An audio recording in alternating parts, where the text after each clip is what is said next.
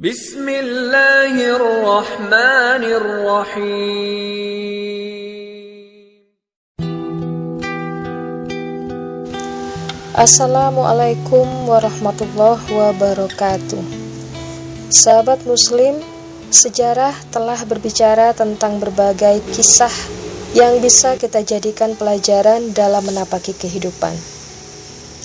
Sejarah juga mencatat perjalanan hidup para wanita muslimah yang teguh dan setia di atas keislamannya. Salah satu di antaranya adalah Ummu Sulaim. Ummu Sulaim adalah ibunda Anas bin Malik radhiyallahu anhu, salah seorang sahabat Rasulullah Shallallahu alaihi wasallam yang terkenal keilmuannya dalam masalah agama.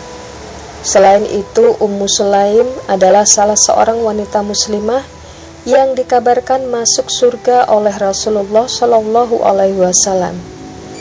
Beliau termasuk golongan pertama yang masuk Islam dari kalangan Ansor yang telah teruji keimanannya dan konsistensinya di dalam Islam. Kemarahan suaminya yang masih kafir tidak menjadikannya gentar dalam mempertahankan akidahnya. Keteguhannya di atas kebenaran menghasilkan kepergian suaminya dari sisinya.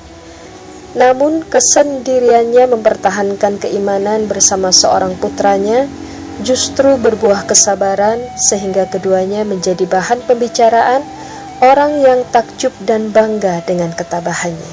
Kesabaran dan ketabahan Ummu Sulaim telah menyemikan perasaan cinta di hati Abu Thalha yang saat itu masih kafir. Abu Thalha memberanikan diri untuk melamar beliau dengan tawaran mahar yang tinggi. Namun Ummu Sulaim menyatakan ketidaktertarikannya terhadap gemerlapnya pesona dunia yang ditawarkan di hadapannya.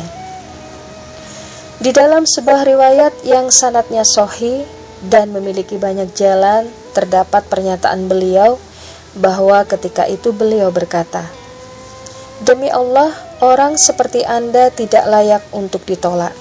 Hanya saja engkau adalah orang kafir, sedangkan aku adalah seorang muslimah, sehingga tidak halal untuk menikah denganmu. Jika kamu mau masuk Islam, maka itulah mahar bagiku, dan aku tidak meminta selain dari itu." Hadis riwayat An-Nasai. Akhirnya menikahlah Ummu Sulaim dengan Abu Thalha dengan mahar yang teramat mulia, yaitu Islam.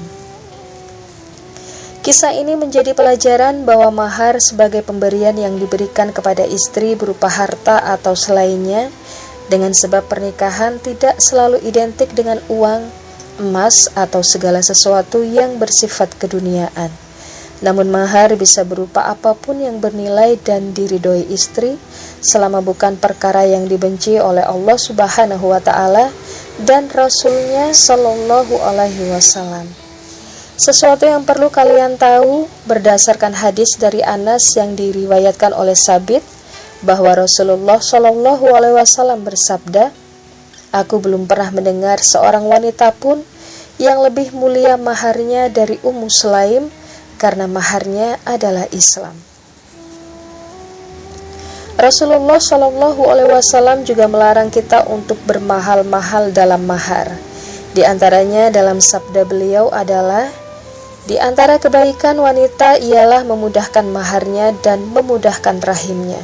Hadis riwayat Ahmad. Dan pernikahan yang paling besar keberkahannya ialah yang paling mudah maharnya. Hadis riwayat Abu Daud. Demikianlah saudara, semoga kisah ini menjadi sesuatu yang berarti dalam kehidupan kita dan menjadi jalan untuk meluruskan pandangan kita yang mungkin keliru dalam memaknai mahar. Selain itu, semoga kisah ini menjadi salah satu motivator kita untuk lebih konsisten dengan keislaman kita.